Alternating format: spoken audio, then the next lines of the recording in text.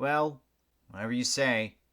Hey guys, I'm EternalOpossum, and today is a very, very special day for this ranking series. It's not how it will have officially been a year since I started this series, I'm pretty sure it's still a while away, but it's because we've officially entered uncharted territory when it comes to this channel. Up until now, I've primarily talked about seasons 1 through 9, and only very rarely ventured into the more modern seasons. My reason for that is... I don't know. I think the first 9 seasons I've always found more interesting, even the ones I can freely admit are not that great.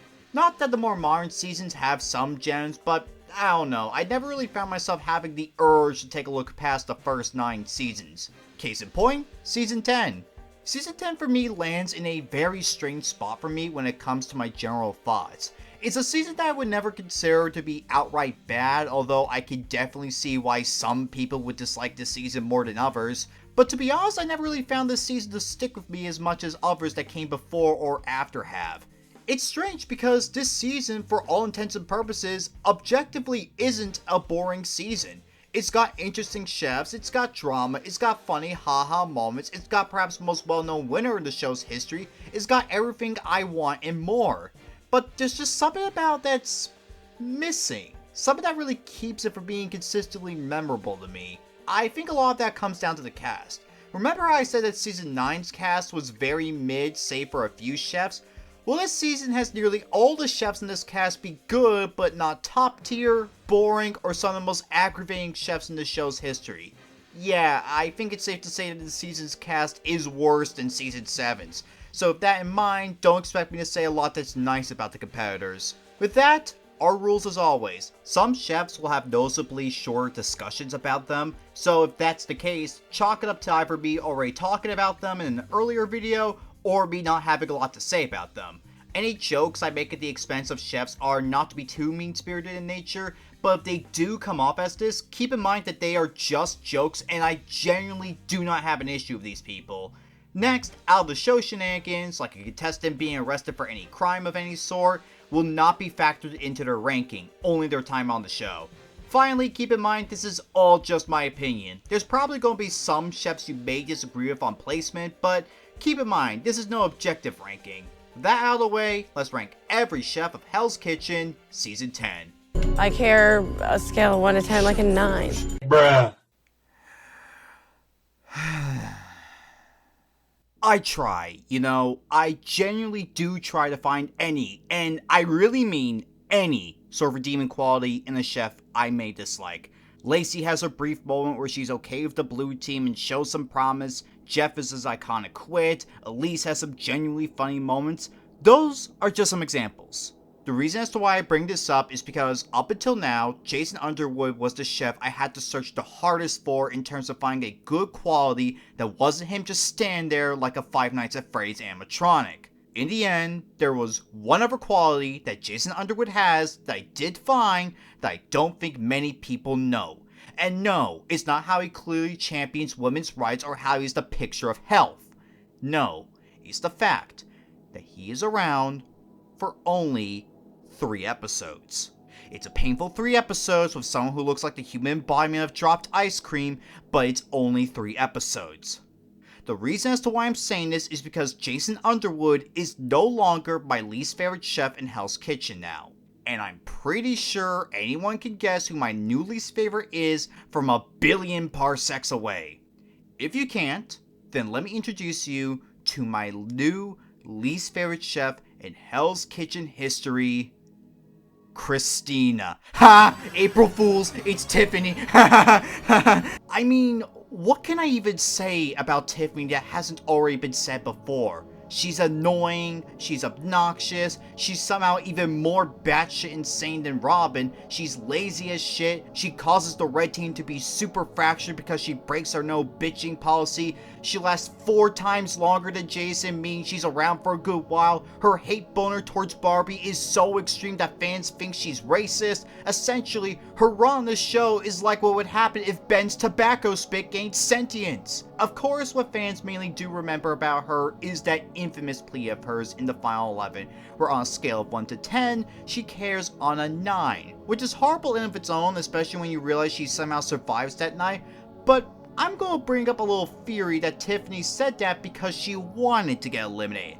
And a lot of this comes from an interview I found from her talking about how she eventually didn't care to be there. But that only begs the question as to why she didn't just ask to quit, because surviving after this plea is like opening the dev console, typing kill in the console, and somehow soft locking yourselves. From this point on, Tiffany has no chance in hell at winning, and everyone knows it. Sure enough, this leads into really one of the few actually decent bits of Tiffany, and it's how her elimination played out, and the fact she doesn't come back is just a cherry on top. To sum up, the joke cutting room floor for Tiffany is abundant because most of those jokes would make it look like I'm bullying her, and I'd rather not go down that road. You done brought the Memphis out, mijo. You fucked up, I swear to God. Guys, did you know that Kimmy is from the South? Did you happen to know she's from Memphis? She's from the Tennessee Hood, aka the South. If you didn't hear it the first time, she'll mention it at least 20 more times. Close enough. Welcome back, Nona. Kimmy's just someone that annoys me for a variety of reasons. Aside from her declaring being from the South getting really old really quick, she starts off pretty damn poor. She has this view of Danielle that's probably one of my least favorites in the show's history because of how incredibly stupid it is, and she's a part of the Barbie hate train, which is just fantastic. Fortunately, she does seem to get a bit better after Danielle goes, mainly because by this point she starts to beef with her old friend and resident drama queen Robin. And the fact that Kimmy seems to be in the right most of the time and not actively dumping on Barbie all that much makes her rootable by default. But then it's all thrown away in her final episode where she goes back to sipping all that Barbie hate and leaves just as she started. But none of that actively compares to the biggest gripe I have with Kimmy's run. The rap. Now, I'm no rap genius. I mean, the most rap I've ever really listened to is Epic Rap Battles and JT Music, but I'm pretty sure Greg Stickney has more bars than her, and if I hear it again, I'm finding the nearest table and eating it. Yeah, I don't like Kimmy at all, even if she was tolerable for a while. I'm nervous, but it's a fact that men are better at cooks than females. It's proven, so I just can't wait to win. Like any other show, first impressions matter. Yes, there is such a thing as don't judge a book by its cover, but sometimes that first impression is all you really need to get a general idea of how that chef is. It's happened with chefs like Jason, Matt, Tiffany. It's a tale as old as time. But the thing is that first impressions also matter because it shows the standards of a chef. The reason as to why I bring this up is because Chris fails to clear such a low standard for an early boot that it's honestly kind of incredible. Literally, his first confessional is him saying it's a fact that guys cook better than girls, which is already a strike against him. But then his only other really memorable confessional is him getting confused on pans. Like, come on, the bang average is already in the negatives. At this point, you aren't even hitting the ball, you just turn around and bludgeon the umpire to death. And this wouldn't be so bad if Chris wasn't one of the most forgettable and boring contestants in the show's history. He doesn't do anything notable, intriguing, mildly interesting. He's not even fun to make jokes about. The most personality he gets is a mildly sexist comment, and that's it. Barely worth anything talking about. Todd, So we've encountered a number of contestants so far, some of which I've said were boring, uninteresting, or just outright forgettable. Well, Brianna, in my opinion at least, might be the most forgettable chef we talked about so far. Literally, she's around for 3 episodes, and the only thing of those she does is lose her shoe. That's it. Even her elimination episode barely focuses on her because we gotta show how much the red team hates Barbie. Honestly, I don't even have a lot to say about her because she's that forgettable. Moving on. she feels like she's better than me because she's downing balls. Whoa, first prize for you. I'm fucking glad you're excited. Oh jeez, we're just hitting all the boring boots so far. Danielle is someone that I tend to forget exists on occasion, and I think a lot of that comes down to how she falls into the same trap that Brianna has, and that they're mostly overshadowed by the Barbie conflict taking off. Fortunately for Danielle, she does kind of get a bit of screen time after Brianna goes, but it comes at a cost of being part of the dumbest rivalry I've ever seen in the show's history. Her whole beef with Kimmy that lasts for around 2-ish episodes is primarily kicked off because Danielle doesn't want to eat balls, and therefore it's enough of a reason for Kimmy to be a prick to her. The worst part is that's literally all I can really say about her, because the moment she starts getting screen time, it's when she's on her way out the door, which makes Dana saddy waddy. Hell, I didn't even know the two of them were good friends. Danielle is that forgettable. Pretty much destined for D tier. Am I glad he's frozen in there and that we're out here and that he's executive chef? So, Tavon, huh? Tavon starts out admittedly kind of interesting, being a 22-year-old executive chef, so that means he has the potential to at least be Aiden Burr for youngest chef to receive a Michelin star by a few months. Unfortunately for him, the moment he makes a dish that looks like a blood sacrifice, you can tell that Ramsay said to himself that Tavon's jacket will be his by the end of the day, which he does after Tavon fails to defrost after the first service. Here's the thing, the idea behind Tavon is not bad. He actually feels like a sort of deconstruction of those idealized Ramsay winners, being young, already in a position of power, the whole works, but lacking the core thing that makes those winners, well, winners. It's the fact that they don't suck. But would it be controversial to think he's kind of boring? Like, strip away the executive chef thing and you get a mostly bland chef whose sole highlight in life is scamming people and being a meme. Yeah, I guess I should talk about that too. Perhaps what Tavon is most well known for is him being jokingly declared the winner of Season 10, leading to many fans calling him the actual winner. And I never really found it all that funny. Again, it's mainly because I just find Tavon to be mostly boring. Hell, I think the Anton winner meme is funnier. Overall, not the worst first boot I've ever seen, but compared to some of the others we've talked about so far, he's far from my favorite. I see this hobbit-like figure pop up. What's that? That is Robin. Okay, this is going to be an interesting one. Robin, in Season 10 at least, is a top contender for one of the most detested chefs in the show's history.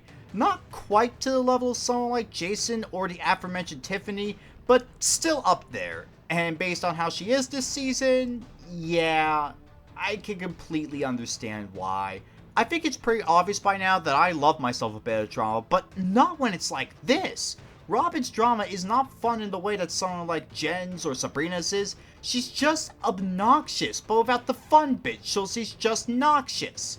The sad part is that it really didn't need to be like this. Her first episode alone was actually pretty good for her. She seemed sane, she seemed fun, overall she came off as a good chef with a likable personality. But then it all comes tumbling down once the Barbie stuff kicks off and she goes from kooky and fun to irritating. And the worst part is that it barely changes. She continues to be a nuisance to everyone even when there's no reason for it to happen, sort of like Carol back in Season 5. As such, outside of Tiffany, Robin becomes one of the more egregiously annoying villains of the season. So why is she up this high? Well, it's more from the little bits I noticed.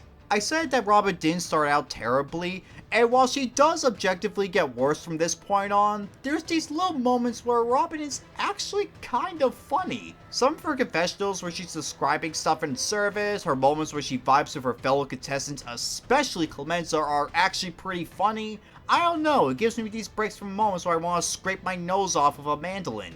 Also, I side with Barbie throughout much of her feud with the TRK trio, but there is one time where I do agree with Robin, is that the glasses suck. I'm sorry Barbie, you're great and all, but the glasses make you look like a lunch lady who's ready to clock out and grab a beer. Now, is Robin going to rank higher compared to everyone else we've talked about so far? Not really. She's still really unlikable and has that Carol problem where she brings in drama for the sake of it, but I wouldn't say I hate her run this season to the extent that others do, if only because I know for a fact that under all that insanity, there's a really fun underdog lying in wait. Hell's Kitchen Season 10. Making history. Only, we're making history because we suck. I think that out of everyone in this cast, Dana was probably the chef I had the hardest time ranking. Yes, even more than Robin, because Robin, for all her many flaws, I could see a chef I genuinely enjoy underneath all that. Dana, on the other hand, isn't. I think a lot of my issue with Dana's run this season is that she falls into two camps for me. I either find her fine, but nothing more than that, or, more often than not, incredibly obnoxious. I'm gonna say right now, I think Dana's annoying. Easily the biggest source of this comes from her confessionals, which are just annoyingly loud. I know you could say, oh, but Opossum, you love Tennille and they shout in their confessionals a lot, so what makes Dana so different? The main difference is that what Tennille says is funny even if they are a bit too loud. While Dana not only rarely says anything funny, but she does this weird speak shouting thing that makes it sound like she's reading from a script. Oh, and she's also not that likable in general. Sure, she has the friendship with Christina, which, even if it did ultimately come back to bite her, wasn't awful all things considered, but everywhere else she's just not likable. Even though she's not technically a part of the terrible trio, she's still one of the chefs who poke at Barbie for little reason, and her run during the Black Jacket sees her at perhaps the most annoying she's been. I think the main reason I've had the hardest time ranking her compared to everyone else is because I never knew if I was putting her too high. She's someone who I have to really rack my brain to think of positives for, something that I never found to be that much of an issue even with chefs I could say I dislike more than her. I guess if I had to come up with some positives, is that for one, she's not unmemorable at the very least, which is more than what I could say about some of the others we've talked about. Her friendship with Christina is nice, and as much as she's against Barbie, I will admit she doesn't take it to nearly as big of an extreme as the RTK trio do.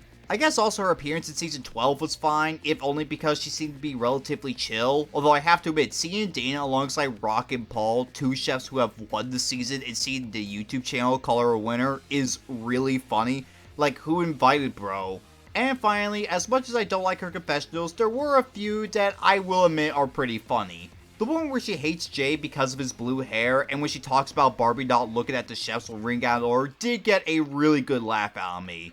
Overall, Dana's someone that I find myself leaning more on the negative side of things. She's not someone that I hate as much as the RTK trio, but she's also not someone I like all that much. 6 chefs, 1 for each scallop and 1 to rub their asses. Guy's someone that I've seen some appreciation for in some circles, and to be honest, while I do understand it, I also kind of don't. Like, the dude starts out pretty good, he's got some funny quotes, he's not terrible in the kitchen, he has a mildly interesting beef with Royce, and his signature dish stands out in spite of him saying not to eat it. That's essentially enough for a low C grade right there. But then after the 3rd episode, it just stops. Like, the dude stops getting funny confessionals, his whole feud with Royce dies like a fart in a wind tunnel, and he just starts to flounder about throughout the remainder of his time in the competition. It's like the moment Royce gets a pep talk, he loses all semblance of a narrative and he's just meandering around until his jacket is taken. Speaking of which, I should talk about his elimination, especially since I've seen some people say Clemenza should have gone home over him.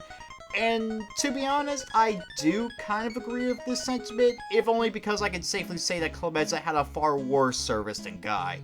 At the same time, however, I don't think Guy was going to get any further. Hell, I don't even think he was going to make the top 10.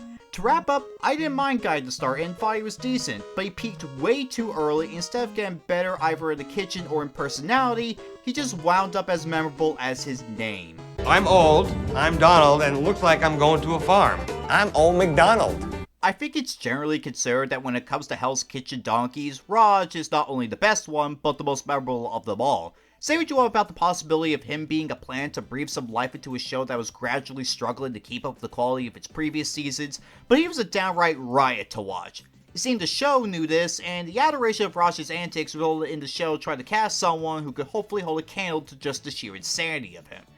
Enter Don, someone that the YouTube channel seemed to deem just enough of a donkey to receive a best of montage, even though I don't think he's anywhere near as deserving of that honor.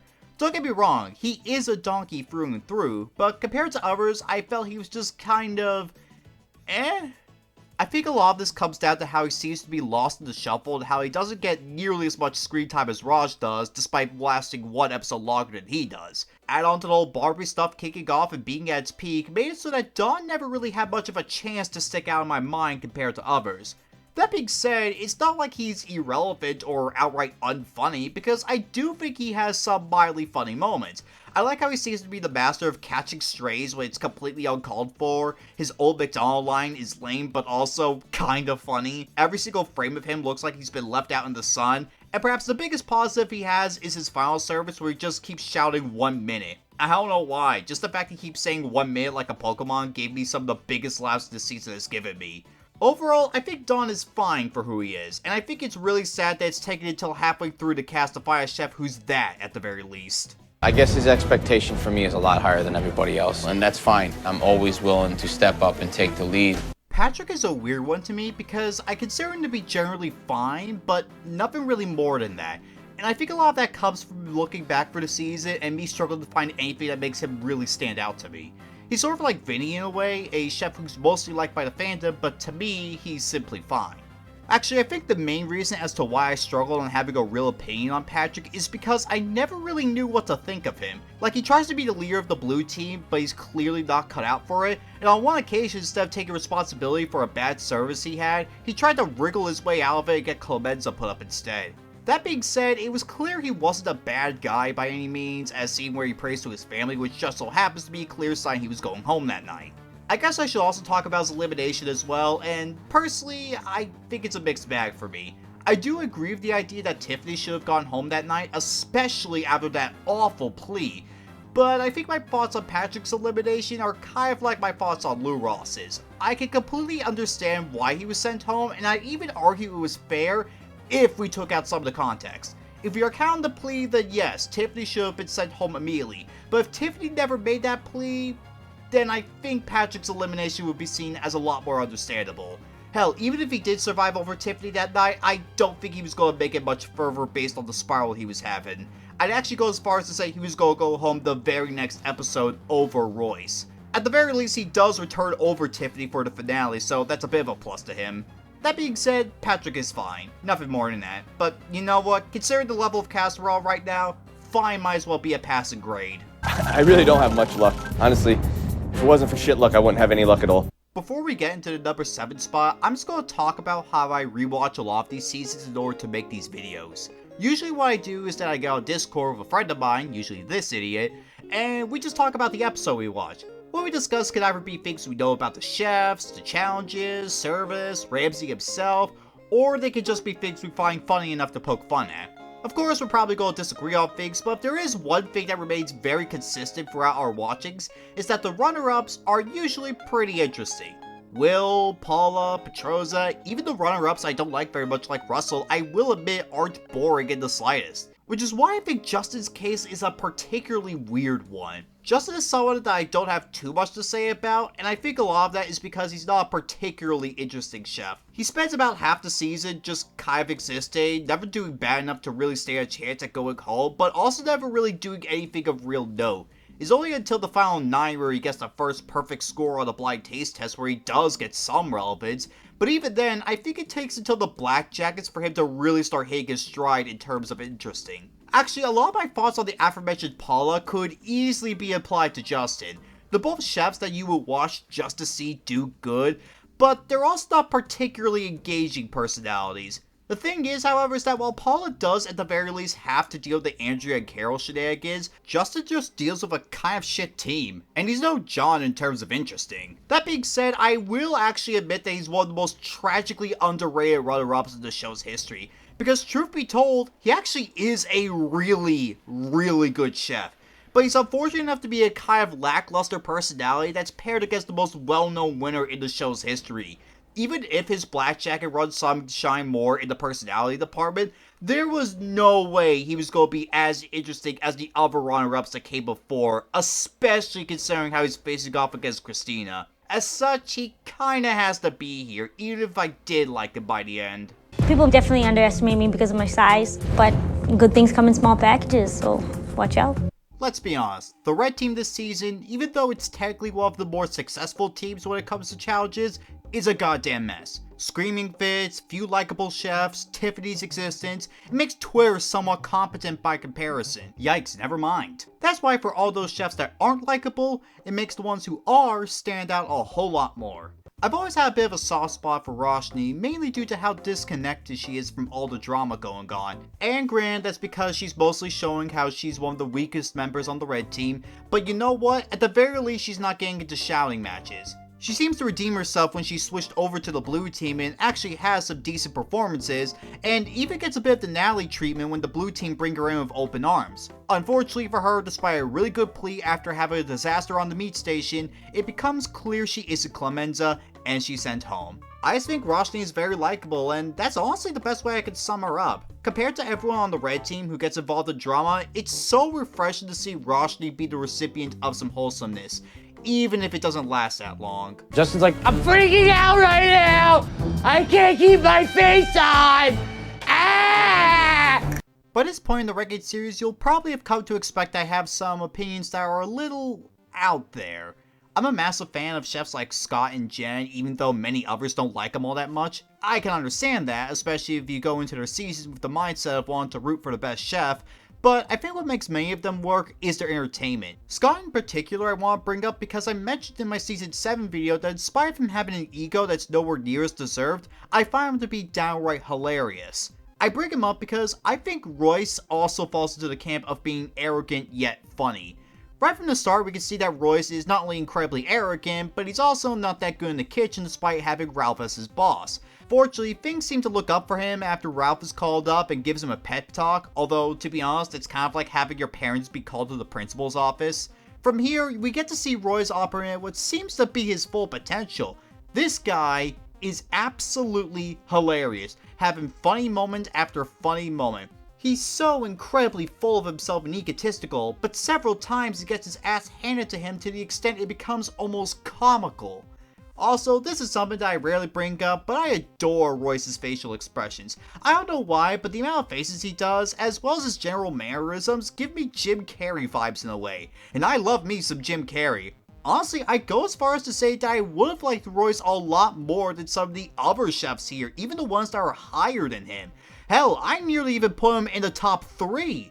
Except for one thing he does. There's this moment where he just sniffs a woman that's just fucking weird, dude. Honestly, that's the biggest knock against him. Just this one moment from him that's just insanely creepy. And I think it's enough to knock him down several grades. Overall, I like Royce, but I'm keeping myself 6 feet away from him. Are you serious? Are you serious? I'm getting nominated because I make faces? Everyone loves a redemption arc. Everyone loves an underdog. Everyone loves to see that one character who gets pushed around get revenge on those who did them wrong. Everyone loves Barbie. Well, except for the RTK trio, but you already knew that. Barbie's journey through Hell's Kitchen is one of the stranger ones, and yet one of the more interesting ones as well. Much of her run is defined by her issues with the RTK trio, where they try at nearly every opportunity possible to get her eliminated. I'm actually going to start with something I don't like about Barbie, and it's mainly how she starts out. Like, okay, the trio was 10 times worse, but to be honest, Barbie didn't exactly help herself with stomping around and waking them up. They reacted terribly to the extent that their reaction is even worse than Barbie stomping around, but regardless, it was incredibly dumb on Barbie's end. As such, it did take a bit of time for Barbie to sort of find her footing, but once she does, we get perhaps one of the most rootable underdogs in the show's history. If only in part because when she's not getting put up by a bunch of watered down Sabrinas because she's making faces, she's having some of the best confessionals in the show's history. And I don't say that lightly, I genuinely think she has some of the best confessionals ever. Part of that is because she has some god tier comedic delivery, some amazing facial expressions, the whole works. Her reaction to Christina guessing tofu in the blind taste test lives in my brain rent free. It's that fantastic. Which is why I think it's a damn shame in the way she went out. Before you say anything, no, I don't think she was going to win this season, even though she probably would have been in my top 10 favorite winners if that was the case. But she deserved at least 3rd place. Having her fail to outrank Dana when Dana's been on such a spiral while Barbie I can safely say had a way better past just shows how dirty this season did her. I really like Barbie. Sure, she took a bit of time to grow on me, and I really would have preferred her getting 3rd place, but she's easily one of my favorite chefs of the season. And everybody's trying to fucking get rid of me. But you know what? I still put out better food than everybody standing there. Hey, remember what I said right before talking about Chris? Like any other show, first impressions matter. Yes, there is such a thing as don't judge a book by its cover, but sometimes that first impression is all you really need to get a general idea of how that chef is. Well, it turns out that phrase still matters in Hell's Kitchen, and if I could think of anyone who is the definition of don't judge a book by its cover, is without a doubt Kyle. Oh, and Clemenza. Clemenza, in my opinion, is probably Hell's Kitchen's biggest overachiever. Right off the bat, his first appearance alone is enough to instill some not high hopes. This man who looks like Danny DeVito if he was a member of the California Raisins and makes noises like he's the inside of a truck and has a not fantastic signature dish, he seems destined to be an early boom. But no, Clemenza actually continues to survive, and even after what seems to be the point where he's run out of road already, he manages to stay around by hitting that charisma check and even make it to the Black Jackets against all odds. Sure, it's not enough for him to be taken seriously as a potential winner, and sure enough, he does get booted right before the Final Four, but damn it, he really did defy expectations. Of course, him managing to defy odds is only one of the things that puts Clemenza up this high on the list. I think the biggest positive to him, without a doubt, is just the fact that he is very, very funny. There's just a lot of moments from Clemenza that I love, and going over all of them would take way too long. But trust me when I say that Clemenza is easily one of the most entertaining chefs on a season filled with mediocre at best personalities. Even though he reasonably should have gone home in the final 13, and has some issues taking accountability, and acts a bit like an ass in the finale, and also triggers the obnoxious cliffhangers this season. Okay, he's not perfect, but to that I say those flaws, while they're still there, don't necessarily detract from him all that much. He's like a pumpkin pie, filled with glass. It may have glass on it, but the pie is delicious, and you can ignore it if you chew it enough. Side note, do not ignore glass in your food. I know this means I should reasonably put Barbie over Clemenza, especially since I think Barbie has more positives, but Clemenza was someone who grew on me pretty quickly compared to Barbie, who needed a bit of time. That being said though, the top 2 picks I have were not even a contest. Protein, protein, protein, duck, duck, duck, duck, protein, protein, protein, protein, duck, duck, duck, duck. Before I go any further, I need to make a disclaimer that these two switch a lot depending on the mood I'm in, so for all intents and purposes, you might as well consider these two joint number 1. I still did come to a final decision on who to rank over the other, but that's just to show how close this was in the end. Even closer than season 9, and these two I wouldn't even consider to be better than my top 3 of that season. I think you'll have noticed by now that I tend to value chefs who have a story higher than others, simply because I think they're way more engaging. It's why in my winner ranking I did a while back, which by the way is hella outdated, you'll notice that my top 5 primarily had very distinct storylines. Whether being on a consistently losing team, to getting pushed around a lot, to fighting for an injury, I just love myself a good story. Of course, since very few chefs this season have an interesting storyline going on for them or are just outright horrible, I look at chefs in another way. By how funny they are. Whether it's in a genuine or ironic way, the more amusement I get out of a chef, the higher they're gonna rank. And as much as I ragged on this season, it wasn't like it didn't have actually funny chefs. Clemenza, Barbie, Royce, even some of the chefs I don't like nearly as much had some moments that made me chuckle. But of course, they were never going to beat the number 2 spot on this list in terms of funny, and I'm pretty sure you can guess who it is. There's really no doubt that Brian was going to be my favorite member of the blue team, and the reason why is obvious. This guy, who looks like he just walked out of an It's Always Sunny episode, is absolutely hilarious. And while I could think of some moments in particular from chefs I've talked about before to show how funny they are, with Brian, there's just too many. Like, what do I even specifically talk about with him? Him at the water park, his weird ass machine plea, his whole protein duck thing, him speaking Spanish for no reason, him buying the ice cream maker the funniest way possible, him saying it tastes like fish, him saying it's coming right now, baby. There's just so many moments of him to talk about. But the thing is that the humor is one thing, because to be honest, even though he's not number 1 despite the fact he gives me severe brain rot, or even really close to my favorite chef of all time, he's probably the chef I find the most relatable. I know it sounds odd to say, but I go as far as to say he is my spirit animal. He is my super horsey. Hell, out of every chef in Hell's Kitchen, if I had the chance to meet one, I probably want to meet Brian the most because he is just the biggest mood imaginable.